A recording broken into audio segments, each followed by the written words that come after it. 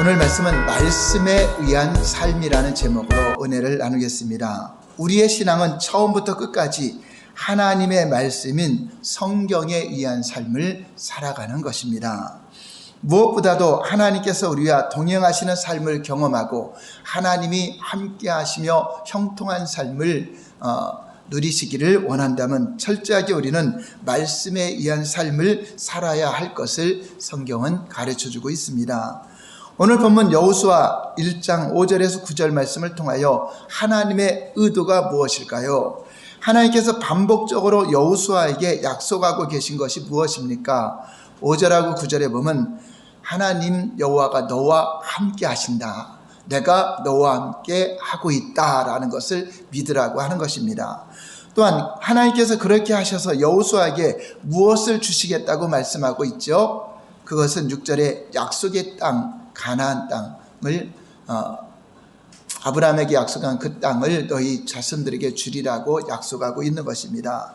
그러면서 하나님의 말씀과 관련해서 본문 8절에서 하나님께서 여호수아에게 세 가지를 명령하고 있습니다. 무엇을 명령하고 있을까요? 8절 다시 한번 볼까요? 시작.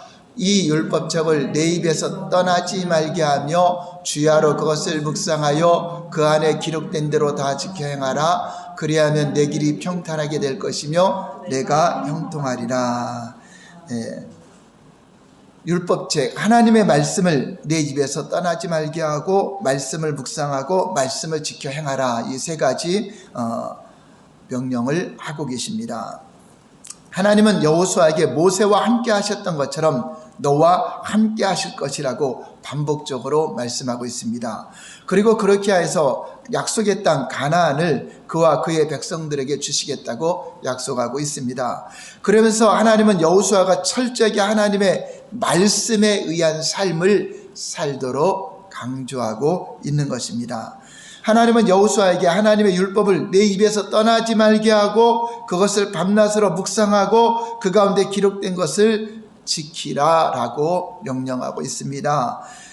그렇습니다. 신앙생활은 바로 이렇게 말씀에 의한 삶을 살아가는 것을 우리는 신앙생활이라고 하는 것입니다. 하나님께서 우리와 함께 하시는 삶, 그리고 하나님의 유업이 우리에게 주어지는 삶을 위해서 우리가 말씀에 의한 삶을 사는 것은 필수적이라 하는 것입니다.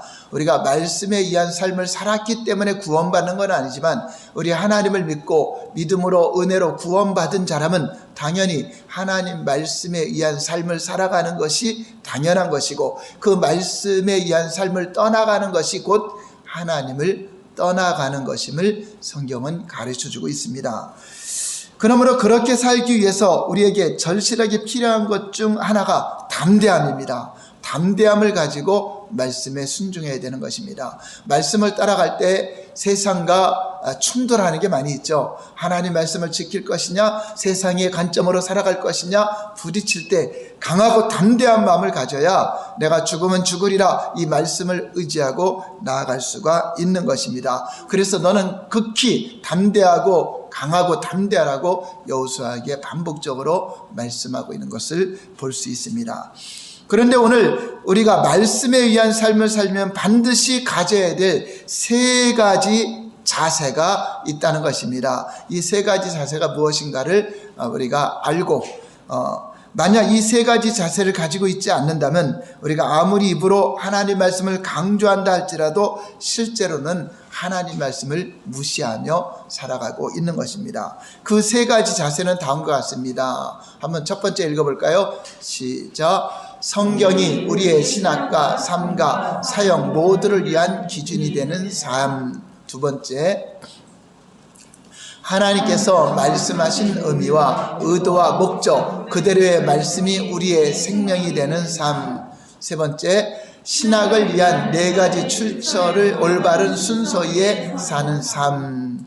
자, 이 세 가지가 기준이 되어야 말씀에 의한 삶을 살아갈 수 있는 것입니다. 그래서 오늘은 첫 번째와 두 번째를 알아보고 또 다음 주에 이어서 계속 말씀에 의한 삶을 알아보겠습니다. 첫 번째, 첫 번째 다시 한번 볼까요? 시작. 성경이 신학과 삶과 사역 모두를 위한 기준이 되는 삶. 우리가 말씀에 의한 삶을 살기 위해서는 바로 성경 말씀이 우리가 믿는 신학, 즉 교리 같은 거죠. 교리와 신학과 또 우리의 살아가는 삶과 우리가 사역을 하는 모든 것에 성경이 기준이 되어야 된다. 그러니까 성경이 아닌 자기 생각이나 세상적인 관점으로 어떤 선한 일이라든가 윤리적인 행위라든가 이런 것이 아니라 오직 성경이 말씀하시는 기준이 되는 것이 말씀에 의한 삶이라고 하는 것입니다. 성경의 가르침을 따라 사역도 하는 것이고 성경의 가르침을 따라 삶도 살아가는 것이고 그 신학도 성경을 벗어난 신학이면 그것은 거짓이 되는 거죠. 예를 들어서 마리아는 원죄가 없다. 자, 성경입니까? 아닙니까? 아니죠. 자, 그것을 교리로 만들고 신학으로 만드는 이 가톨릭, 이런 경우는 결국 성경에서 떠난 그런 신학이 된다고 하는 것입니다. 이 이단들이 바로 성경에서 벗어난 자기들이 만든 그 교리를 통해서 이끌어간다면 그것은 이미 하나님을 떠나가는 과정이 된다고 하는 것입니다. 이 말은 우리가 말씀에 의한 삶을 살려면 성경의 그 세 부분 모두에서 다 기준이 되지 않으면 안 된다는 것입니다. 바꿔 말하면 만약 우리가 신학을 위한, 즉 교리를 위한 하나님의 기준으로서 성경은 강조하면서 우리의 삶과 사역에서는 성경의 관점이 아닌 것으로 한다면 결국 그것은 하나님 말씀을 무시한다.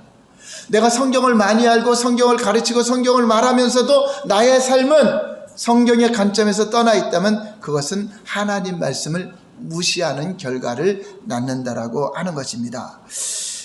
그렇습니다. 신앙이 타락하게 되면 하나님 백성들은 하나님 말씀은 연구하고 알고 있다고 하지만 결국 말씀을 떠나게 되고 말씀을 버리게 된다.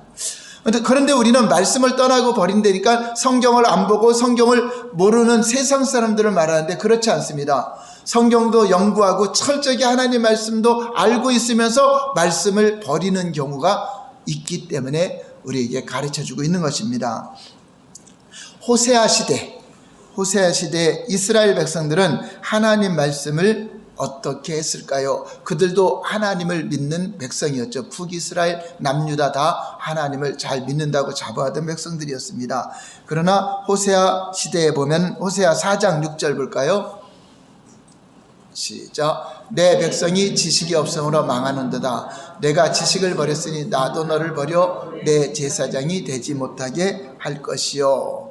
내가 내 하나님의 율법을 잊었으니 나도 내 자녀들을 잊어버리리라. 하나님의 백성이 하나님을 아는 지식, 여기서 지식이는 이론으로 아는 거 말고 실제적으로 하나님과의 관계를 말하는 것입니다. 그것을 잊어버리는 것과 하나님 말씀을 버리는 것과 연결시키고 있습니다. 이들이 문자적으로 성경을 몰랐다는 것이 아닙니다. 이들이 삶에서 다 버렸다는 겁니다. 삶에서 하나님 말씀과 상관없이 살아가기 때문에 너희가 율법도 버렸고 지식도 버렸고 하나님 아는 것도 버렸고 모든 것을 버린 것이다 라고 말하고 있는 것입니다. 무슨 말입니까? 우리가 교회를 다니면서 성경을 많이 알고 성경 지식으로도 알고 성경 공부는 많이 했는데 삶에서 사역에서 전혀 성경 말씀이 기준이 되지 않고 있다면 그 사람은 하나님을 버린 것이다, 말씀을 버린 것이다 라고 말하고 있는 것입니다. 그러므로 우리는 하나님 말씀의 기준이 되는 삶, 기준이 되는 행동이 하나님은 그 말을 듣는다고 하는 것입니다. 하나님의 백성의 신앙의 본질인 하나님과 친밀한 교제, 하나님을 아는 지식에서 떠나면 항상 무엇이 나타나죠? 말씀을 버리는 삶, 말씀과 상관없는 삶을 살아가게 되는 것입니다. 그러니까 예레미야 시대, 이건 남유다입니다. 예레미야 시대 남유다 말기 때 어땠는가 볼까요? 예레미야 6장 19절 시작. 땅이여 들으라. 내가 이 백성에게 재앙을 내리리니 이것이 그들의 생각의 결과라. 그들이 내 말을 듣지 아니하며 내 율법을 거절하였음이니라. 이 당시에도 무수한 제물도 드렸고 무수한 또 말씀과 이것도 가르침을 받았지만 내 말을 듣지 아니하며 내 율법을 거절했다는 것은 이미 그 말씀과 상관없는 삶을 산 것이 이미 하나님을 떠난 것으로 보고 있는 것입니다. 그러면 예수님 당시에 이제 시대가 이제 내려와서 예수님 당시에 바리새인들, 서기관들, 종교 지도자들은 하나님 말씀에 대해서 어떻게 대했을까요? 요한복음 5장 38절 볼까요? 시작. 그 말씀이 너희 속에 거하지 아니하니 이는 그가 보내신 이를 믿지 아니함이라. 자, 하나님 말씀이 그들은 외울 정도로 달달달 알고 날마다 연구하고 했지만 그 말씀이 그 속에 거하지 않는다. 그건 무슨 말이죠? 그 말씀과 상관없이 살아가고 있다라고 말하고 있는 것입니다. 이렇게 시대를 막론하고 하나님의 백성들이 신앙이 타락하고 하나님을 떠나게 되면 말씀을 버리게 되는, 말씀과 상관없는 삶을 살아가게 되는 그러한 결과를 낳는다는 것입니다. 바리새인들의 경우에도 성경을 그렇게 많이 연구하고 묵상했는데도 불구하고 그 말씀을 버렸다라고 평가를 받고 있습니다. 요한복음 5장 46절 47절 볼까요? 시작. 모세를 믿었더라면 또 나를 믿었으리니 이는 그가 내게 대하여 기록하였습니다. 그러나 그의 글도 믿지 아니하거든 어찌 내 말을 믿겠느냐 하시니라. 그러니까 문자적으로 성경을 알고 문자적으로 말씀도 알지만 그들은 실제로 안 믿었다. 그 말씀이 요구하고 말씀이 가르치는 예수 그리스도도 믿지 않고, 그러니까 말씀을 지식으로만 알고 있지 실제적으로 믿지 않은 상태라고 말하고 있는 것입니다. 그러므로 요한복음 5장에서 하나님 말씀이 너희 속에 거하지 않는다는 말은 너희가 하나님 말씀을 버렸다. 성경 공부 안 했다는 이야기가 아니라, 교회를 안 다녔다는 이야기가 아니라, 예배를 안 드렸다는 이야기가 아니라 종교 생활은 열심히 잘하고 있으면서 말씀을 버린 상태가 되었다. 오늘날에도 마찬가지죠. 호세아 시대나 예레미야 시대나 시대를 거슬러서 또 우리 예수님 당시나 오늘날에도 우리가 교회를 다니면서 하나님을 알고 하나님 말씀을 많이 선포하고 있지만 그 말씀과 상관없는 삶을 살고 있다면 그것은 이미 말씀을 버렸다라고 하는 것을 우리에게 가르쳐 주는 것입니다. 그렇잖아요. 우리가 호세아 시대 연구한들 무엇하겠으며, 우리가 예레미야 시대를 연구한들 무엇하겠으며, 예수님 당시에 연구한들 무엇하겠으며, 그들은 이미 말씀을 버리고 끝났는데, 그냥 그것이 오늘날의 거울이 되어서 우리도 교회를 다니고 종교생활하고 성경을 많이 보고 어떤 사람은 기도도 많이 하고 그러면서도 말씀을 버려서 하나님을 떠난 삶, 얼마든지 거짓 신앙이 가능하다고 하는 것입니다. 그러면 첫 번째 하나님의 말씀을 버린다는 말의 의미가 무엇인가 하는 것입니다. 여러분들은 호세아 시대의 이스라엘 백성들이 율법을 버렸다, 하나님 말씀을 버렸다는 뜻이 무엇이라고 생각합니까? 그것은 하나님을 경외하지 않고 삶 속에서 하나님 말씀을 순종하지 않고 하나님 말씀을 듣지 않는 것을 버렸다라는 것을 말하는 것입니다. 그들이 문자적으로 말씀을 몰랐다는 이야기가 아닙니다. 성경이 말하는 하나님의 백성들이 하나님의 법을 버렸다는 말은 우리가 일반적으로 이해하듯이 그들이 하나님의 법을 알지도 못하고 배우지도 않고 믿지도 않았다는 말이 아닙니다. 그들은 부모에게서나 날마다 하나님 말씀에 대해서는 배우고 듣고 했습니다. 예수님 당시의 바리새인들은 자신들이 호세아 시대의 이스라엘 백성들처럼 하나님을 버렸다고는 꿈에도 생각하지 않았을 것입니다. 그렇죠. 이사야서나 호세아서나 이 성경을 보면 그들이 너희가 말씀을 버렸다, 하나님을 버렸다, 하나님을 떠났다니까 우리 조상들은 왜 이렇게 하나님을 진실로 믿지 못하고 말씀을 버렸을까? 우리는 그렇지 않을 거야. 그렇죠? 예수님 당시 종교 지도자가 그랬을 거 아니에요. 설교하면서도 우리 조상들은 오늘날도 마찬가지죠. 이렇게 예레미야 시대, 호세아 시대, 예수님 당시에는 이렇게 말씀을 버렸다. 그러면서도 오늘날 저와 여러분들이 말씀을 버리고 있지는 않은가 하는 것을 점검해 보여야 되는 것입니다. 바리새인과 서기관들도 자신들이 말씀을 버렸다고는 꿈에도 생각했을까요? 안 했을 것입니다. 누구보다도 말씀을 철저하게 연구했고 말씀을 믿는다고 자부했기 때문입니다. 또 성경의 모든 말씀이 하나님 말씀인 줄 그들은 믿었습니다. 하나님 말씀이 아닌 것으로 믿지 않았어요. 하나님 말씀을 믿었습니다. 그런데 예수님은 그들이 호세아 시대와 동일하게 하나님의 법을 버렸고 너희 안에 말씀이 거하지 않는다라고 하나님을 믿지 않는다, 모세의 글도 믿지 않는다 라고 선포했습니다. 얼마나 충격적인 말입니까? 아마 그 말을 하니까 그래서 예수님을 더 죽이려고 했던 것 같아요. 예수님의 평가가 옳은 거죠. 하나님의 평가가 옳은 것입니다. 그러므로 저와 여러분들도 이 자리에 앉아있지만 하나님이 나를 평가하는 기준을 우리는 봐야 된다고 하는 것입니다. 예수님 시대의 바리새인들은 자신들이 호세아 시대의 이스라엘 백성처럼 하나님의 율법을 버렸다고 생각했을까요? 절대로 아니겠죠. 오히려 자신들은 더 순종하며 하나님 아래 거한다고 했을 것입니다. 예레미야 시대 유다 백성들은 자신들에 대해서는 어땠을까요? 예레미야 당시에 그 당시 유다 백성들은 예레미야 8장 8절일까요? 그들은 자신들은 어떻게 생각했는가? 예레미야 8장 8절 시작. 너희가 어찌 우리는 지혜가 있고 말하겠느냐? 참으로 서기관의 거짓의 붓이 거짓되게 하였나니. 그들은 하나님의 심판이 실제로 임한 예레미야 시대, 즉 하나님께서 하나님의 법을 버렸다고 말씀하신 그 시대에도 자신들은 지혜가 있다. 왜죠? 우리에게는 뭐가 있다? 여호와의 말씀이 있다. 여호와의 율법이 있기 때문에 우리는 하나님을 버리지 않았다. 하나님을 잘 믿고 있다. 우리는 이렇게 지혜로운 민족이다 라고 생각하고 있었다. 그런데 예레미야는 서기관의 거짓의 붓이 거짓되게 하였다. 너희들이 다 거짓에 속아 있으면서도 거짓을 모르고 있다라고 표현하고 있습니다. 그렇습니다. 저와 여러분들도 마찬가지죠. 나는 교회를 다니고 있다. 나는 성경을 보고 있다. 나는 설교를 듣고 있다. 나는 주일 예배를 드리고 있으니까 나는 하나님을 버리지 않았다라고 자부할지라도 우리의 삶에서 전혀 성경이 기준이 되지 않고 말씀에 의한 삶이 되지 않는다면 이미 하나님을 떠나 있는 것이다 라는 것입니다. 우리가 믿음으로 구원받았으니까 전혀 말씀과 상관없이 내 마음대로 살려는 것이 아니라 구원받은 자녀들은, 진실로 구원받은 자녀들은 하나님을 주인으로 섬기고 말씀을 따라 살려고 하는 자들이 구원받은 자라고 하는 것입니다.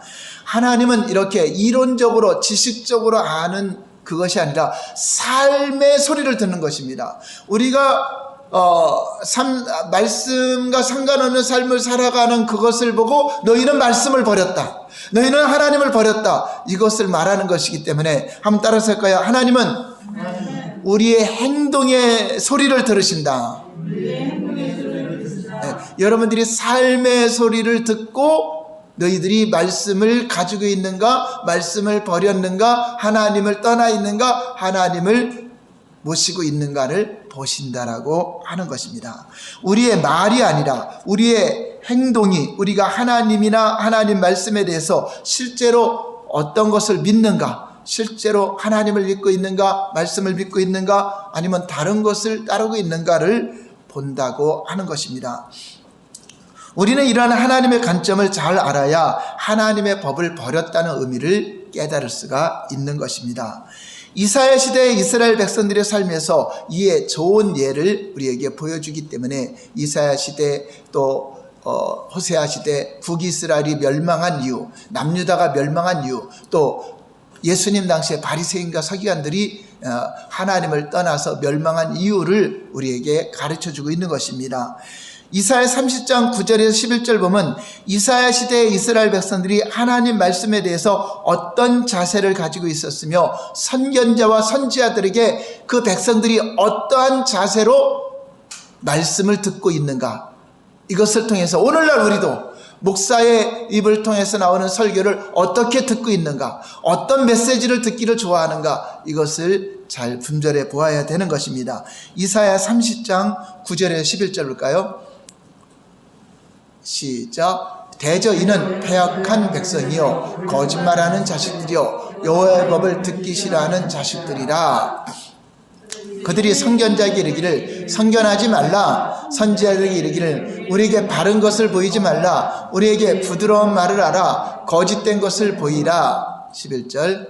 너희는 바른 길을 버리며 척경에서 돌이키라, 이스라엘의 거룩하신 이를 우리 앞에서 떠나시게 하라 하는도다.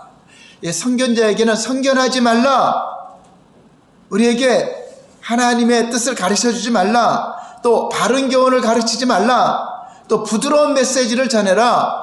심각하게 회개나 이런 거 메시지 전하지 말고 부드러운 메시지가 뭐죠? 축복받아라, 평강이 있다, 이런 메시지를 전하라. 또 하나님을 우리 앞에서 떠나시게 하라라고 했다는 것입니다.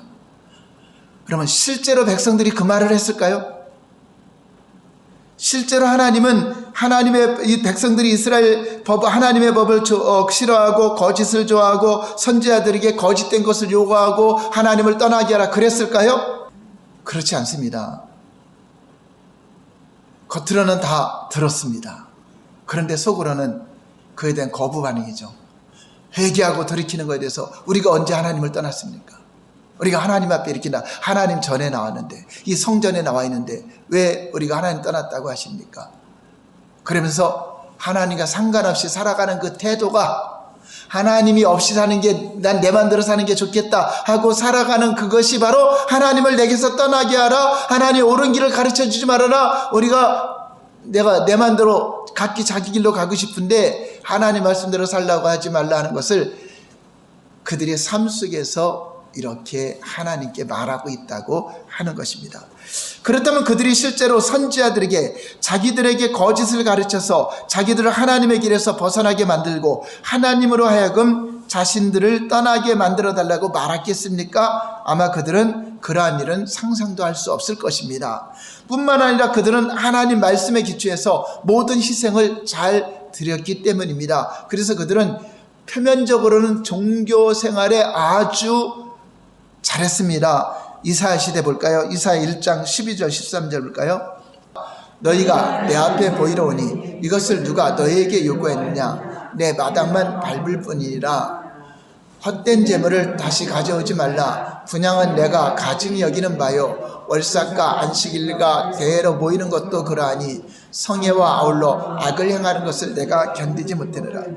그들은 철저하게 성경대로 안식일, 월삭, 모든 대회와 절기를 지켰을 뿐 아니라 성경대로 소, 염소, 양 등 수컷 등 흠없는 것들을 수많은 무수한 재물을 갖다 드렸습니다. 이게 종교생활은 아주 잘한 거죠.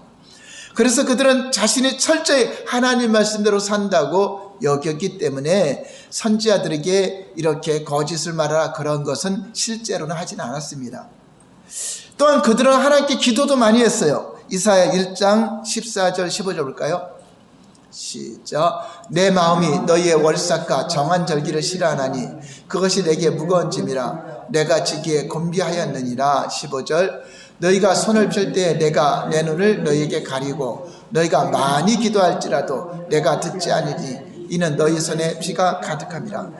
이들이 많이 기도해도 내가 듣지 않는다. 왜냐하면 문제가 뭐죠? 그들의 삶에 문제가 있었던 것입니다. 그들은 하나님께 많은 희생과 예배와 기도를 드렸을지 모르지만 그들의 삶은 전혀 하나님 말씀의 기준에 합당한 삶이 아니라 말씀을 떠난 삶이었습니다.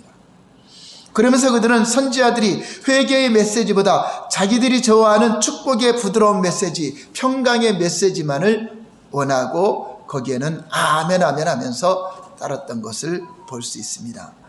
그리고 그들은 이사야를 통해 그들의 삶에서 근본적인 회개와 변화를 촉구하는 하나님 메시지를 전파할 때는 싫어했습니다. 우리가 언제 하나님을 떠났습니까? 왜 하나님께로 돌아오라고 하냐라고 거부했습니다.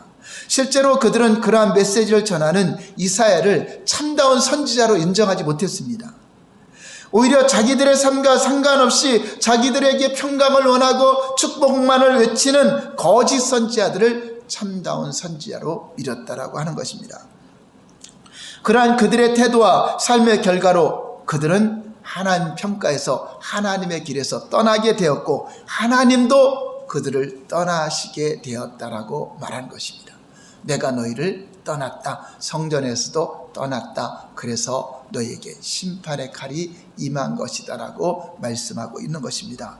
그렇습니다. 오늘날 우리도 하나님께 나와서 예배를 드리고 헌금을 드리고 많은 또 말씀을 듣고 공부를 하고 또 어떤 이는 성경도 많이 통독하고 기도도 많이 해요.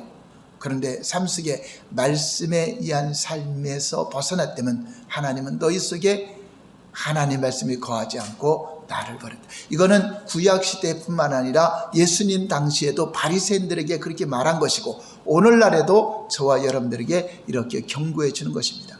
만약 이러한 경고가 우리에게 필요했다면 성경이 기록될 이유가 없겠죠. 성경의 기록은 그 당시에는 안 들었지만 훗날에 그 자손들에게 이것이 거울이 되어서 회개하고 돌이키게 하는 그러한 역할을 하는 것입니다. 그래서 구약 성경이나 또 예수님 당시 기록된 성경은 오늘 우리에게 필요하기 때문에 성경의 관점에서 가르쳐주고 있는 것입니다. 하나님은 그러한 그들의 삶과 태도를 두고 그들이 그렇게 말했다, 그렇게 선지자들에게 듣기는 들어도 행동이 말하고 있다, 그 소리를 들으신다는 것입니다. 그래서 하나님은 우리의 삶의 행동의 소리를 듣고 네가 무엇을 원하고 있구나, 어떤 말씀을 원하고 있구나, 어떤 소리를 원하고 있구나, 이것을 주님은 보신다는 것입니다. 하나님에 대한 그들의 희생을 보아도 알 수 있듯이 그들은 하나님을 사랑한다고 수없이 고백도 했을 것입니다. 이사야 시대의 백성들은 하나님 말씀을 버리고 살고 있음에도 그들은 제사와 제물과 절기를 지키고 있기 때문에 이사야 시대 이스라엘 백성들은 자신들이 얼마나 철저하게 하나님 말씀에 의한 삶을 살고 있다고 스스로는 생각을 했을 것입니다. 그러나 이사야 시대의 백성들에 대한 하나님의 평가가 어땠습니까? 이사야 29장 13절 볼까요? 하나님의 평가. 시작. 주께서 이르시되 이 백성이 입으로는 나를 가까이 하며 입술로는 나를 공경하나 그들의 마음은 내게서 멀리 떠나나니. 그렇죠. 교회 와서 몸은 성전에 와 있고 또 입술로는 하나님을 찬양하고 기도하니 사람들이 볼 때는 믿음이 좋은 것 같지만 하나님은 그것을 그 마음을 아는 거죠. 다 같이 시작. 그들이 나를 경외하면 사람의 계명으로 가르침을 받으리라. 그러니까 진짜 하나님을 경외하는 것이 아니라 그냥 성경 공부를 가르쳤기 때문에 그냥 사람의 계명으로 이렇게 지켜야 된다, 이거 해야 된다, 그렇지, 왜 지켜야 되는지를 모르고 하나님을 경외함으로 우리가 하나님 말씀에 순종하는 것이 아니라 그냥 문자적 순종만 하려고 했을 뿐이다 하는 것입니다. 두 번째, 다 같이 시작. 하나님께서 말씀하신 의미와 의도와 목적, 그들의 말씀이 우리의 생명이 되는 삶. 첫 번째는 하나님 말씀이 어떤 신학과 우리의 삶과 행동과 우리의 헌신의 말씀이 기준이 되어야 된다면, 두 번째는 하나님 말씀이 원하는 의도와 목적대로 말씀이 적용이 돼야 돼요. 그게 무슨 말이냐면 이 말씀만 인용하고 저 말씀만 인용해서 자기 잣대로 그것만 사용하는 것이 아니라 그 말씀이 원하는 의도를 바르게 적용을 해야 된다고 하는 것입니다. 말씀에 의한 삶을 살기 위해서는 우리가 가져야 될 또 하나의 중요한 자세는 하나님의 말씀하신 의도와 의미와 목적, 그들의 말씀이 우리에게 생명이 되는 삶이 되는 것입니다. 예수님과 사탄의 차이입니다. 예수님과 사탄의 차이. 사탄도 때로는 하나님 말씀을 인용하죠. 사탄도 하나님 말씀 가지고 미혹을 합니다. 그러나 사탄은 절대로 하나님이 말씀하시는 의미와 의도, 목적 그대로 인용하지 않습니다. 사탄은 자기 목적을 위해서 그 말씀을 왜곡시켜서 인용하는 것입니다. 반면에 예수님은 하나님께서 말씀하신 의미와 목적 그들의 말씀이 자신의 생명이요 그 삶이 되었다라고 표현하고 있습니다. 마태복음 4장 6절 볼까요? 사탄이 어떻게 말씀을 인용했는가? 마태복음 4장 6절 시작. 이르시되 내가 만일 하나님의 아들이어든 뛰어내리라. 기록되었으되 그가 너를 위하여 그의 사자들을 명하시리니 그들이 손으로 너를 받들어 발이 돌에 부딪히지 않게 하리로다 하셨느니라. 너 뛰어내리면 하나님이 천사를 통해서 너 발이 돌에 부딪히지 않도록 받아줄 것이다라고 인용을 했죠. 그럼 원래 이 말씀은 어디에 있는 것인가? 시편 91편 11절 12절 볼까요?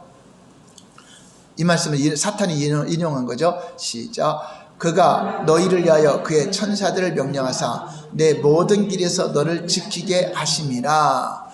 그들이 그들의 손으로 너를 붙들어 발이 돌에 부딪히지 아니하게 하리로다. 자, 무엇을 잘못 인용했을까요? 사탄이. 자, 원문에는 너희가 뛰어내리면 천사들이 받아줄 것이다, 그런 내용이 아니죠. 하나님이 그 앞에 볼까요? 11절. 그의 천사들면 내 모든 길에서 너를 지키게 하심이라 하는 것입니다. 그래서 천사들이 붙들어서 너희가 발이 돌에 부딪히지 않도록, 넘어지지 않도록 붙들어준다는 그 내용인데, 이 사탄은 이 원 내용의 의도와 목적이 아니라 그냥 무조건 뛰어내리면, 높은 곳에 뛰어내리면 천사들이 받아줄 것이다 라고 내 모든 길에서 너를 지키게 하시면 문구를 생략합니다. 모든 길에서 지켜주는 그 말씀을 갖다가 내가 뛰어내리면 그거를 붙잡아 줄 것이다 라고 왜곡시켜버린 거죠. 그리고 그것을 가지고 무슨 죄를 짓게 하죠? 하나님을 시험하는 죄를 짓게 만드는 것입니다. 그만큼 사탄은 교묘하며 하나님 말씀을 사용하되 그것을 자기 뜻에 맞도록 왜곡시켜서 인용하는 것입니다. 반면에 예수님은 항상 하나님께서 말씀하신 의미와 의도와 목적 그대로 말씀 위에 서십니다. 예수님이 기록되었을 때 하면서 그 말씀에 맞게 그 말씀이 원하는 목적대로 선포를 하고 있습니다. 그리고 예수님은 하나님 말씀의 의도와 목적대로 살아가는 것이 영생이다, 생명이다라고 말씀해주고 있습니다. 요한복음 12장 50절 볼까요? 시작. 나는 그의 명령이 영생인 줄 아노라. 그러므로 내가 이르는 것은 내 아버지께서 내게 말씀하신 그대로니라 하시니라. 하나님의 말씀하신 그대로 목적과 의도대로 예수님은 따라 살 때 그것이고 영생을 얻은 자의 삶이다, 생명을 얻는 것이다 라고 말하고 있습니다. 왜 이 말씀이 우리에게 필요한가요? 사탄은요, 어떤 성경에서 이렇게 그 하나님의 의도는 빼버리고 좋은 것만 갖다가 자기들이 쓰고자 하는 것만 인용하는 겁니다. 이단들이 잘 그랬죠. 이단들이 여기저기 뭐 짝을 맞춘다고 해갖고 그거 가지고 자기들이 원하는 의도대로 만들어버리죠. 그래서 성경의 목적과 뜻에서 빗나가게 하는 것을 말하는 것입니다. 이게 무슨 말이면 바로 이사야 시대나 예레미야 시대나 선지자와 선견자가 하나님의 중요한 메시지, 회개의 메시지, 바르게 살리는 이 메시지는 빼버리고 뭐죠? 평강이 있다, 축복이 있다. 물론 그 말씀이 있어요. 다윗에게 약속된 그 자손들에게 축복과 평강이 있어요. 그런 말씀을 가지고 다른 전체적인 하나님의 의도와 목적은 버리고 그것만을 선포하는 거죠. 이것이 바로 사탄이 써먹는 것에 이 거짓 선지자들이 사탄처럼 증거한다고 하는 것입니다. 오늘날도 목회자들이 이렇게 성도들의 상태나 올바른 제자의 길, 이렇게 바른 거짓신앙과 참신앙을 구별하는 이것은 가르치지 않고 오직 축복과 평안과 이것만 선포한다면, 물론 성경에 있는 내용이죠. 성경을 갖고 인용했지만 이것은 사탄과 같은 그러한 적용이 될 수가 있다는 것을 우리에게 가르쳐주고 있는 것입니다. 이 부분과 관련하여 예레미야 시대에 팽배했던 거짓의 성격을 살펴보는 것이 오늘날 우리에게 중요한 의미를 갖습니다. 예레미야 시대에는 참으로 거짓이 팽배했습니다. 예레미야 6장 13절 볼까요? 어느 정도인가 거짓이? 시작. 이는 그들이 가장 작은 자로부터 큰 자까지 다 탐욕을 부리며 선지자로부터 제사장까지 다 거짓을 행함이라. 하나님께서 말씀하신 거짓이 무엇이냐 하면은 평화가 없는 곳에 평화를 외쳤고, 그 당시 종교 지도자들의 자세와 말씀 선포를 두고 하신 말씀입니다. 그러니까 올바른 회개를 외쳐야 되고 바르게 살고 십자가의 길, 또 헌신의 길, 이런 것을 외쳐야 되는데 이러한 것은 다 버리고 볼까요? 예레미야 6장 14절 시작. 그들이 내 백성의 상처를 가볍게 여기면서 말하기를 평강하다 평강하다 하나 평강이 없도다. 다 이렇게 거짓에 치였다. 누가 거짓의 아비죠? 사탄이죠.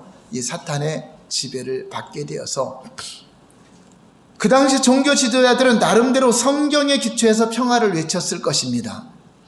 왜냐하면 하나님께서 다윗의 자손과 가문과 왕위와 그 나라의 영원한 평화를 약속하셨고 예루살렘 성전에 영원히 거하시겠다고 약속하셨기 때문에 너희들이 성전에 나오고 있다면 평화가 임할 것이다 라고 외치는 것이 이들에게는 전혀 하나님 말씀을 떠나서 외쳤다라고 생각을 하지 않을 것입니다.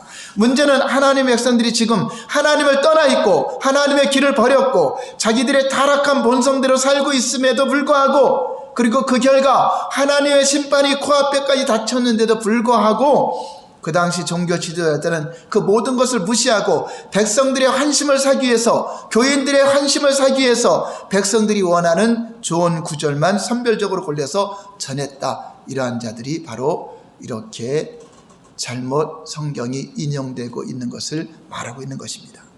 이러한 그들의 자세는 나름대로 성경은 연구하고 인용했을지 모르지만 정확하게 사탄이 하나님 말씀에 대해 가지고 있는 자세와 똑같은 자세죠.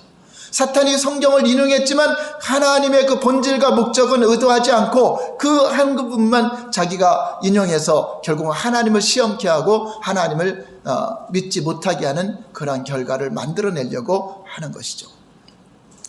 오늘날 만약 목회자가 성도들의 영적으로 어떤 상태에 있는지 상관없이 성경에 나오는 온갖 좋은 약속에 관한 구절들을 전하면서 그들을 진정한 제자의 삶으로 인도하지 않는다면, 그것은 말씀에 의한 삶으로 인도하지 않는다면 누구와 같은 태도를 갖는 거죠? 목회자가 성도들의 상태를 알지 못하고 자기가 원하는 구절만 적용한다면 그것은 성경을 자기가 원하는 구절을 교묘하게 인용하는 이단과 같이 사탄이 자기가 원하는 말씀을 인용한 같은 태도가 되는 것이고, 그것이 바로 거짓 설교가 된다고 하는 것입니다. 그러므로 우리의 자세가 중요한 것입니다. 저와 여러분들이 하나님 말씀에서 떠나 있는가, 하나님의 길에서 떠나 있는가는 내가 말씀의 중심의 삶을 살고 있는가, 하나님을 참으로 참 믿음을 가지고 살고 있는가, 하나님을 진짜 알고 친밀한 교제의 삶을 살고 있는가 점검하지 않는다면 우리도 스스로 속아서 교회를 다니고 있다고 해서 구원받은 자처럼 하나님 앞에 들어왔다고 착각하다가 결국은 멸망할 수 있기 때문에 이렇게 성경을 조명하는 이 말씀의 경고가 얼마나 중요한 것인가를 우리에게 가르쳐 주는 것입니다. 이 말씀을 버리는 일 없도록 여러분들이 철저하게 참 신앙의 길을 걸어가시기를 예수님 이름으로 축원합니다.